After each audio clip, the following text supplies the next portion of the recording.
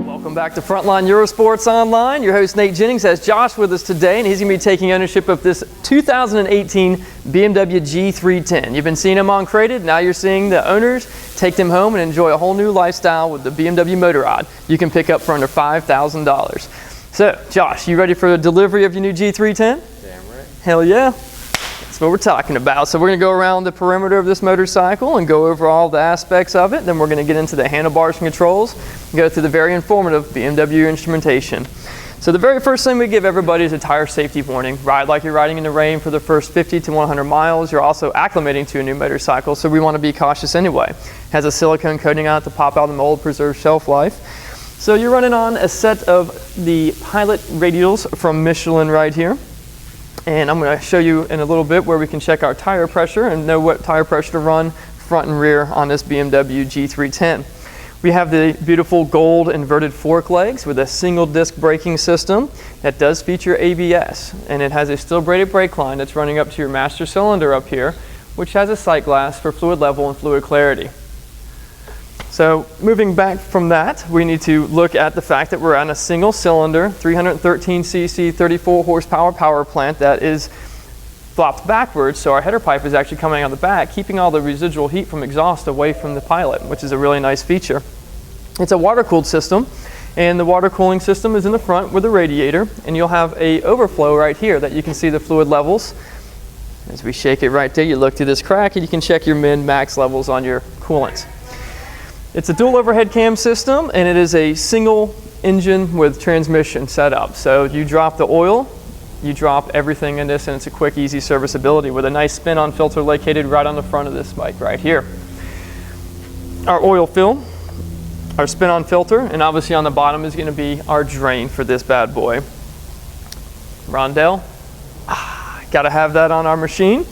We have our rear brake pedal assembly with the master cylinder hidden behind the hill guard over here, which also houses our pillion pegs. Those are both collapsible and has a feeler gauge on it for those extreme lean angles that we're going to be achieving as we take you to the track to ride with Pre. We have our one rubber hose that does go up to our fluid overflow for the rear brake reservoir right here. That's going to give us our fluid level and fluid clarity. Our hydraulic dampening system, our forks, our front and rear braking system, our hydraulic properties. They condensate and draw moisture. So we want to service those per our owner's manual that I'll get to under the seat here in a hot second. We have our factory canister, which they do have a Kropovich upgrades that we can do if you want a little bit of a lighter canister, smaller size, with a little bit more punch out of the machine. So as we go back, we can see our big shock exposed in the back right here, which does have preload adjustability. No damping or rebound, but it does have preload adjustability on that bad boy. Coming back to the swing arm, we're going to have our correlating 17-inch rim in the back here, and our axle and our chain adjuster blocks. That's something we want to maintain and do maintenance to. We want to make sure that our chain tension is correct, which is a lot more visible over here on the left-hand side of the machine. Right now you see it having a white hue to it. It's because it's heavily lubricated with a lithium grease to help it being transported from overseas to keep any corrosion from happening. We want to keep it lubricated with proper technique. You can always call us, talk to us, and we'll give you guidance in that. But we want to make sure our chain tension is correct as well. It even gives you 40 to 50 millimeters of slack from the tightest spot of the chain. It's right here on the side of the swing arm, so you know what you're looking for. You don't ever want a chain that's super, super tight. As you are changing the geometry of the bike, putting weight on it and hitting bumps, you're extending the countershaft sprocket to our axle distance and tightening the chain as it is. So we want to make sure there is a good play in there, but not too much play. Call that my little 8-pound snake that can bite you in the back of the leg, your engine case, or your buddy behind you. So maintain our chain. I want to take our key out of the lock cylinder here, because right we're in this position, we can locate our lock cylinder to remove the seat.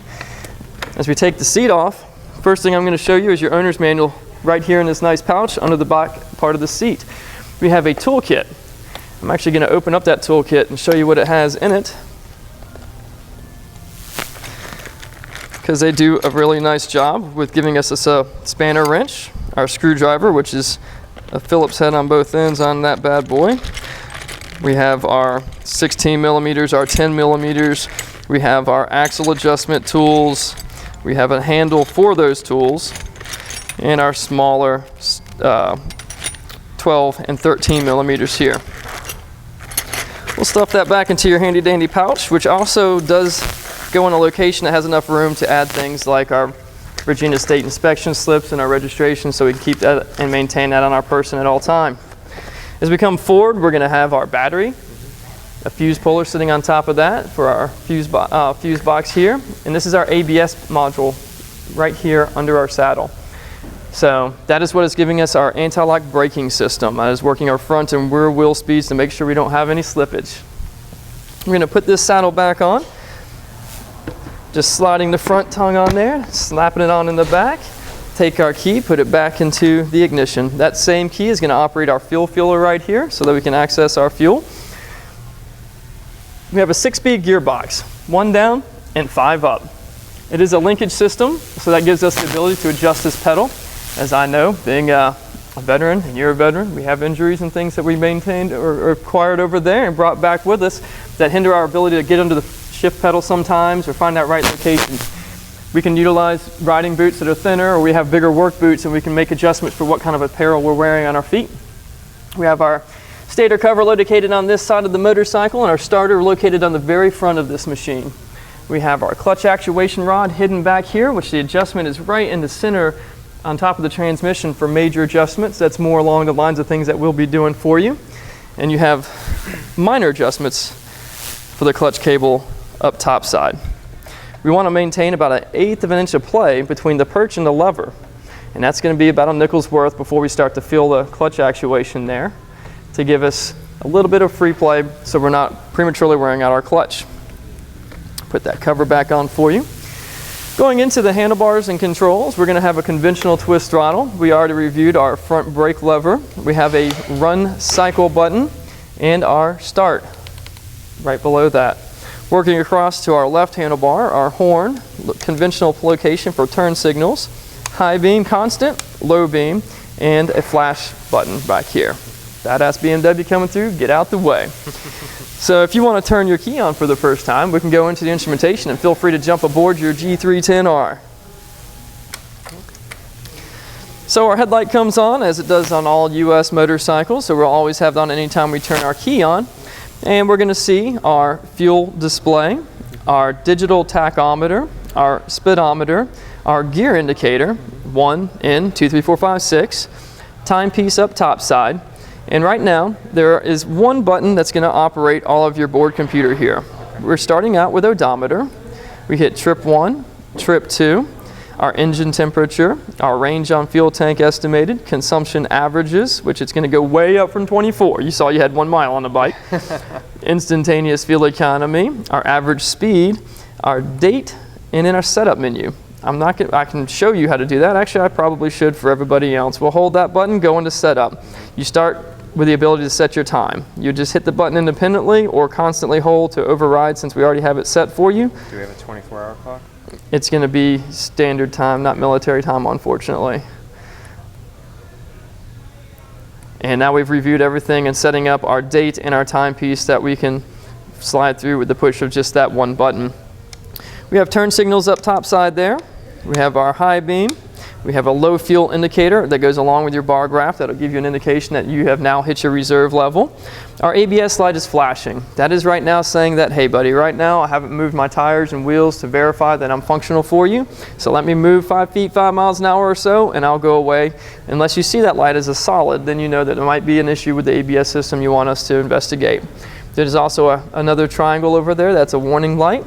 And then we have a frost warning light on the very bottom right-hand side. So we've now gone over your new 2018 BMW G310 in the cosmic black color. Is there any questions that you have for us right now, Josh? No, it's pretty sweet. Pretty sweet? Pretty sweet, looking forward to it. Excited to ride it. Yeah. Would you be opposed to letting us wheel this bad boy outside and let everybody else that's watching here your new G310? Sure. Let's do it, man. Freaking A. Here comes that G310.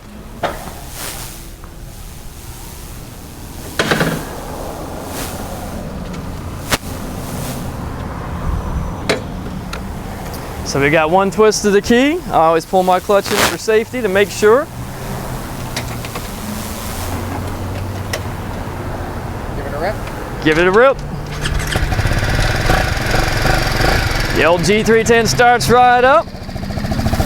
One of the great things about this bike, it is not overly loud. It doesn't have an excessive amount of noise. We can increase that with the drop pitch if we chose to. That's the ability to be a little sleeper commuter and sneak out early in the mornings without waking everybody up. So, thanks, Ron. Congratulations from us too. Welcome to the Frontline family, and we'll see you with more action at Frontline Eurosports Online.